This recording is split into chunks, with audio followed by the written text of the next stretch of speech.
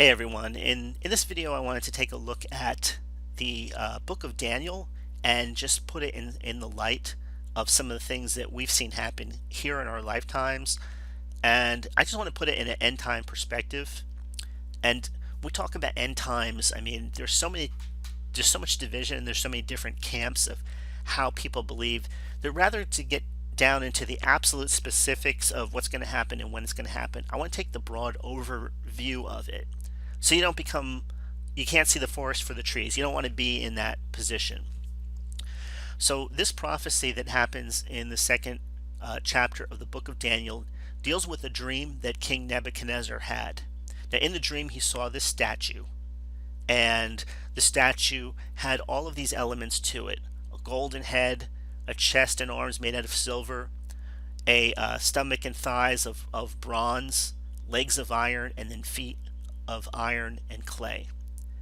And in the second chapter of the book of Daniel, Daniel actually tells the king what his dream was, because the king didn't even reveal what the dream was. He wanted somebody who had the ability to see not only what the dream was, but what the interpretation of it was. And nobody could do that in all the land except for Daniel, because God gave him the vision to see what the dream was and the ability to understand it. So understand that the Babylonian kingdom existed from approximately, let's say, 606 BC to 536 BC. So that's what we see here. This was the time that the prophecy was given for this. It began with this kingdom of Babylon. So right now I'm going to be looking, this is the eSword. It's free. You can download it. You can download all the different Bible translations, make comparisons with the original Hebrew and Greek words that were used.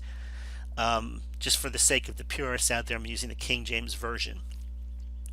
And this is what Daniel said. It said, Thou, O king, sawest, and behold, a great image, the great image whose brightness was excellent, and stood before thee, and the form thereof was terrible. The image's head was of fine gold, and here he goes to basically give the illustration that I just gave you here, this image. There's a lot of images like this online that you can see. Here's a modern version. Okay, but let's get back to these.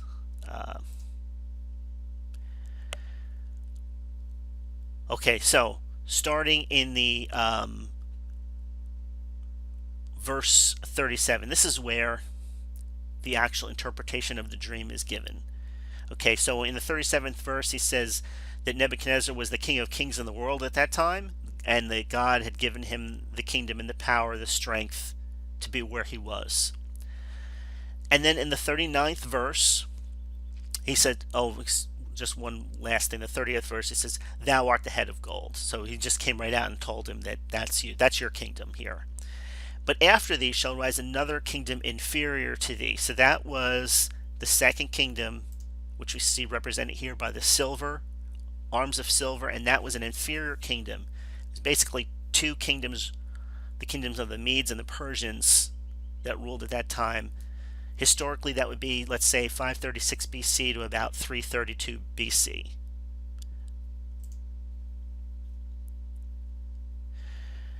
And then another. This was after the second Medo-Persian kingdom came a third kingdom of brass, which shall bear rule over all the earth.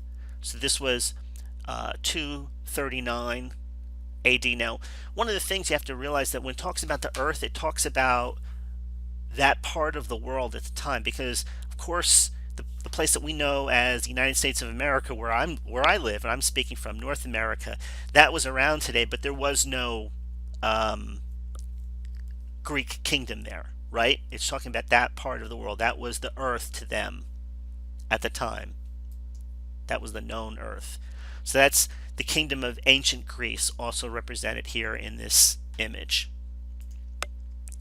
So I just want to put that out there, because some people are trying to fit these Bible prophecies into their modern perspective.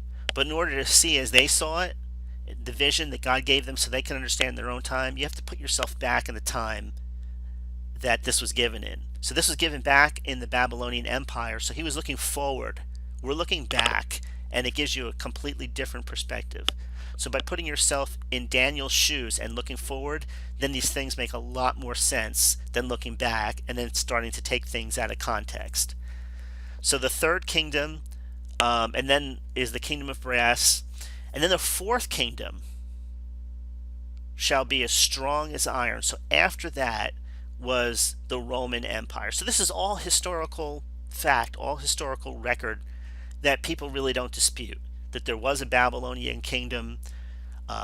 People try and do historical revisionism and say, oh, maybe this person didn't exist or that person didn't exist. But right now, we're looking just at the big picture. Nobody's disputing that these kingdoms existed, right? Because there's plenty of evidence. So the legs of iron represent the Roman Empire. And that lasted from, let's say, 65 BC to approximately 475 AD. Let's pull this back up here. The fourth kingdom shall be as strong as iron. For as much as iron breaketh in pieces, or breaks things in pieces, and subdues all things, and as iron that breaketh all these, shall it break in pieces and bruise. So the Roman Empire was just like unlike any empire that came before. It was just a wrecking machine. And you can look back at old maps and see where that kingdom stretched to. So when it said it ruled the earth, again, I'm sure there were people living in the Americas at the time and they weren't ruling over them. So we're talking about the earth in the perspective of the person at that time, what they saw from their perspective, from Daniel's perspective. Okay, so now after the Roman Empire falls, the Roman Empire gets divided. So when the Roman Empire gets divided into two, basically how the fall started, we say it can get divided between two major generals, but not to get really deep into that. You can look into that if you want on your own. But it says, whereas thou sawest the feet and the toes, part of potter's clay and part of iron, the kingdom shall be divided, and there shall be in it the strength of iron, for as much as thou sawest the iron mixed with the miry clay, and as the toes of the feet were part iron and part clay, so the kingdom shall be partly strong and partly broken. That's what we have after the Roman Empire, and that's what we still have today. Now, here's the thing about this. In the days of these kings, meaning in the days that came after the Roman Empire, shall the God of heaven set up a kingdom which shall never be destroyed. And this kingdom shall not be left to other people, but it shall break in pieces and consume all of these kingdoms. All meaning not just some, but all. And it shall stand forever.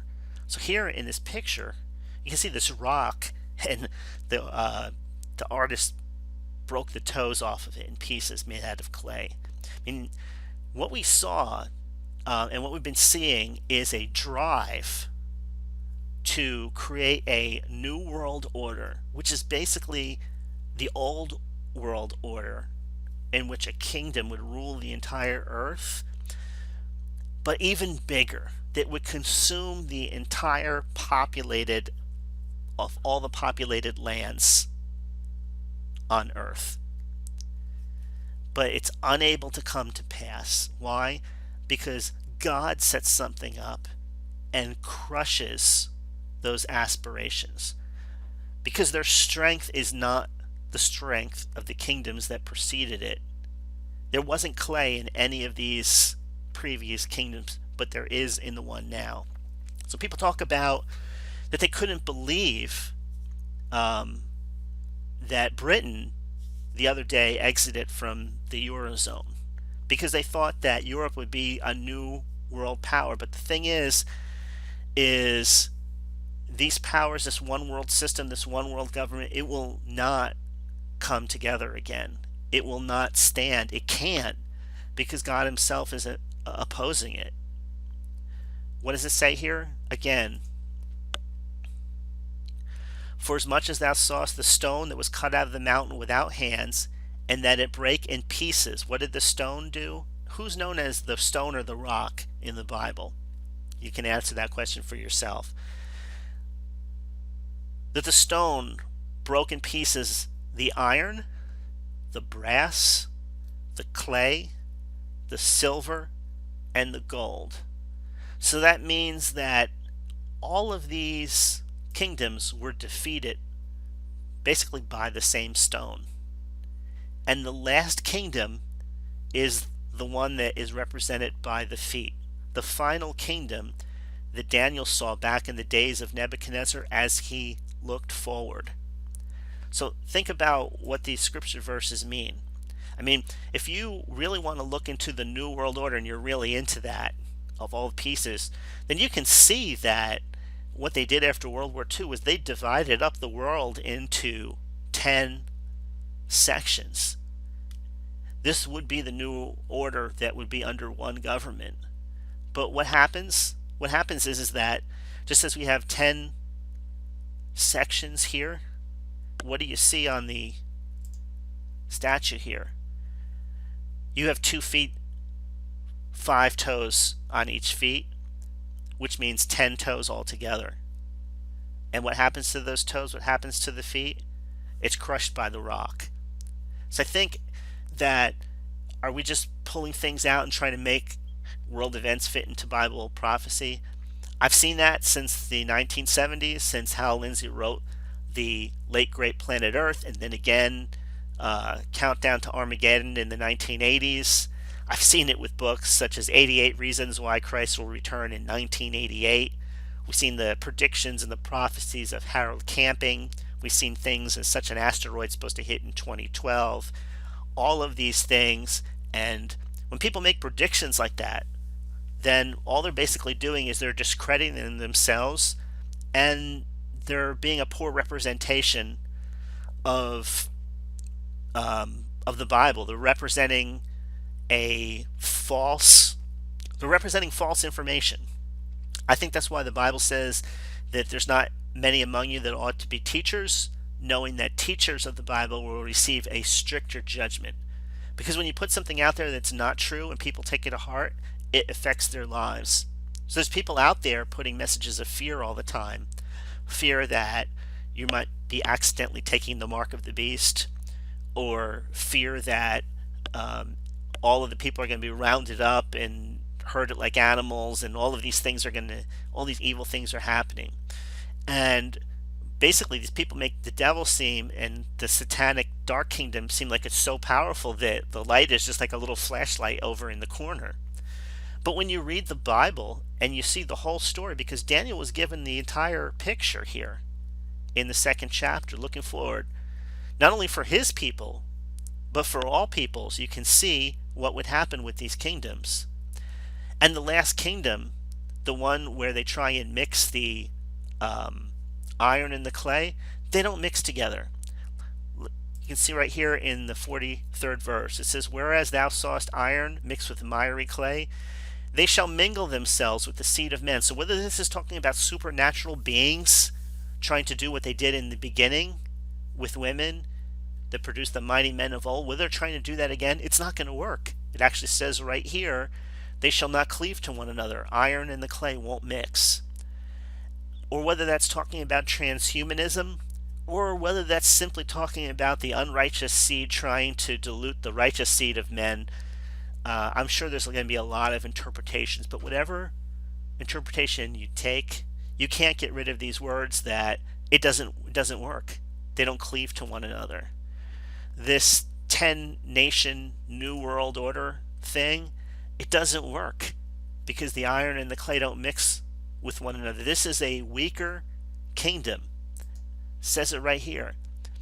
And I know that as you go from day-to-day life and you read in the media, it may seem like this New World system is so powerful that there's been nothing like it ever again, or never shall there be another kingdom like the one that's been setting up right now. But according to the Bible, it says the kingdom shall be, this last kingdom, partially strong and partly broken. So again, people talk about Britain leaving, or Greece probably leaving eventually, or the European Union falling apart. What do we see? It's just like the old nursery rhyme of the Roman Empire falling. Humpty Dumpty, all the king's horses and all the king's men couldn't put Humpty back together again. So um, the kings of these iron and clay kingdoms are going to be broken in pieces. So let me just leave that here. Hopefully I've given you something to think about, that you can just put the big red X through this whole New World Order thing. It's not going to consume everybody. It's not going to succeed. It's going to be broken in kingdoms by another kingdom. And that kingdom is here now. And thank God you can be a part of it. All it takes is the personal faith and personal belief in Jesus. And that transforms you out of the darkness and into the light. Anyway, thanks for listening. This is Jim, and we'll talk to you soon.